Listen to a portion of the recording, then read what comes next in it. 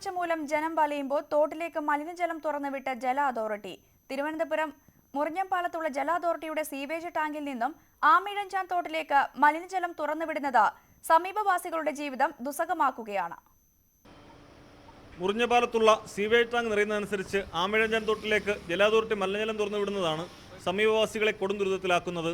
മുൻപ് എല്ലാ ആവശ്യങ്ങൾക്കും തോട്ടിലെ വെള്ളം ഉപയോഗിച്ചിരുന്നതാണെങ്കിൽ ഇപ്പോൾ സമീപത്തുകൂടി മൂക്കുപൊത്താതെ നടക്കാനാവാത്ത സ്ഥിതിയാണ്. ചെറുപ്പത്തിൽ ഈ വെള്ളം കുടിക്കാൻ കൂടി അത്ര നല്ല വെള്ളം കുടിക്കുകയും നനയ്ക്കുകയൊക്കെ ചെയ്തതിൻ്റെ വെള്ളമാണ്. ഇപ്പോൾ ഇറങ്ങിയ കുഷ്ഠം പിടിക്കും. നാറ്റം 24 മണിക്കൂർ ഭയങ്കര നാറ്റവും കൊതുവാണ്.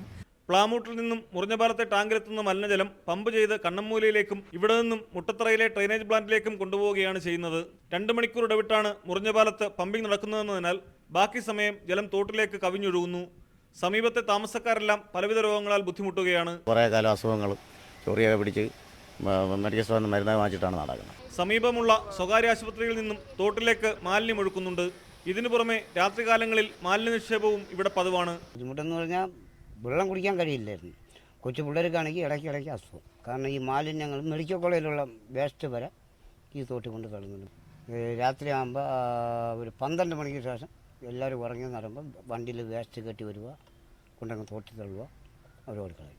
പൂർണ്ണസമയം പമ്പിംഗ് ഏർപ്പെടുത്തുകയാണെങ്കിൽ മലിനജലം ഒഴുകുന്നത് നിയന്ത്രിക്കാൻ ജല അതോറിറ്റിക്ക് കഴിയും. തോടിന് സംരക്ഷണ വേലി കെട്ടി പുറമേ നിന്നുള്ള മാലിന്യ നിക്ഷേപം തടയണമെന്നും നാട്ടുകാർ ആവശ്യപ്പെടുന്നു. കൊടും വരൾച്ചയിൽ തുള്ളി വെള്ളം കിട്ടാതെ നാട്ടുകാർ വലയുമ്പോഴാണ് മാലിന്യ നിക്ഷേപം കാരണം ഒരു തോട് തന്നെ ഉപയോഗശൂന്യമായിരിക്കുന്നത്. ഇതിനു പുറമെ കടുത്ത രോഗഭീഷണിയും ഈ പ്രദേശത്തുള്ളവർ നേരിടുന്നു.